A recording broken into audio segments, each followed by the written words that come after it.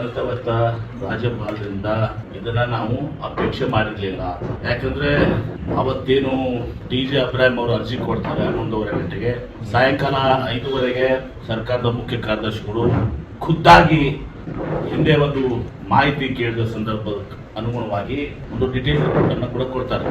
ತದನಂತರ ನಾವು ಕ್ಯಾಬಿನೆಟ್ ನಲ್ಲಿ ನಿರ್ಣಯ ಮಾಡಿ ಸುದೀರ್ಘವಾದಂತ ಒಂದು ಉತ್ತರವನ್ನ ಘನತೆವತ್ತ ರಾಜ್ಯಪಾಲರಿಗೆ ಕೊಟ್ಟಿದ್ವಿ. ಈ ತರಾತುರಿ ಮೇಲೆ ಒಂದು ನಮಗೆ ಸಂಶಯ ಇತ್ತು, ಎಲ್ಲರಿಗೂ ಸಂಶಯ ಇತ್ತು ರಾಜ್ಯ ಜನತೆಗೆ.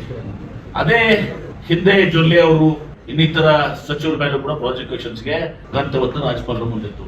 ಅಷ್ಟೇ ಇತ್ತೀಚೆಗೆ ಕುಮಾರಸ್ವಾಮಿ ಅವರ ಮೇಲೆ ಮಾಜಿ ಮುಖ್ಯಮಂತ್ರಿಗಳು ಇಂದು ಕೇಂದ್ರ ಸಚಿವರು ಅವ್ರ ಮೇಲೆ ಕಳೆದ 8-9 ತಿಂಗಳಿಂದ ಇವತ್ತು ರಾಜ್ಯಪಾಲರಿಗೆ ಪ್ರಾಸಿಕ್ಯೂಷನ್ಗೆ ಅನುಮತಿ ಕೇಳಿ ಅವ್ರ ಮುಂದೆ ಪೆಂಡಿಂಗ್ ಇದೆ. ಸೊ 8-9 ತಿಂಗಳದು ರಾಜ್ಯಪಾಲರಿಗೆ ಜರೂರಿ ಅನಿಸ್ಲಿಲ್ಲ. ಜೊಲ್ಲೆ ಅವ್ರ ಮೇಲೆ ಇನ್ನಿತರ ಸಚಿವರಾಗಿರುವಂತದ್ದು ಜರೂರಿ ಅನಿಸ್ಲಿಲ್ಲ. ಅದೇ ದಿವಸ 11:00 ಕೊಟ್ಟು ರಾತ್ರಿ 10:00 ತರಾತುರಿ ಕೊಡ್ತಾರೆ ಅಂದ್ರೆ ಇದು ಘನತೆ ಹೊತ್ತ ರಾಜ್ಯಪಾಲರ ಏನಿದೆ.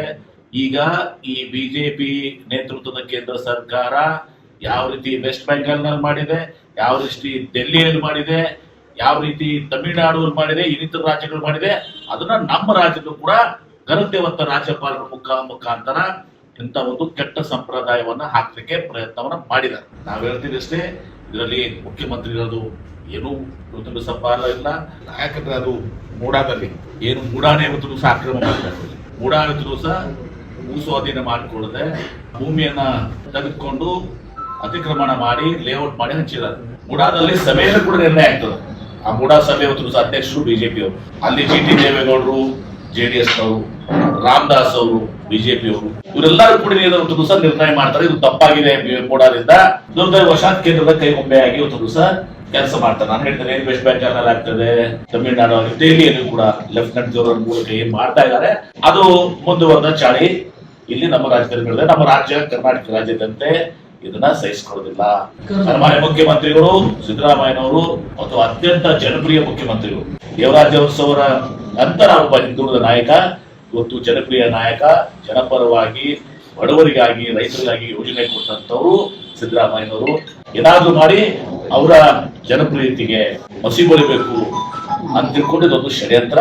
ಅದ್ರ ಜೊತೆಗೆ ಏನು 136 ಸೀಟ್ಗಳು ಪಡ್ಕೊಂಡು ನಾವು ಕಾಂಗ್ರೆಸ್ ಸರ್ಕಾರ ರಚಿಸಿದ್ವಿ. ಈ ಸರ್ಕಾರವನ್ನ ದುರ್ಬಲಗೊಳಿಸುವ ಪ್ರಯತ್ನ ಇದೆ. ನಾವು ಇದನ್ನ ಕಾನೂನಾತ್ಮಕ ಹೋರಾಟವನ್ನು ಮಾಡ್ತೀವಿ.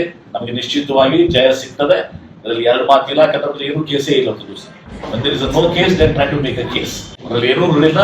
ನ್ಯಾಯಾಲಯದಲ್ಲಿ ಒಂದು ದಿವಸ ನಮಗೆ ಕೂಡಲೇ ಒಂದು ದಿವಸ ಅದಕ್ಕೆ ನಮಗೆ ನ್ಯಾಯ ಸಿಗ್ತದಂತ ಸಂಪೂರ್ಣವಾದಂತಹ ವಿಶ್ವಾಸ ನಮಗಿದೆ. ಇದನ್ನ ಜನರ ಬಳಿಗೆ ಒಯ್ತೀವಿ.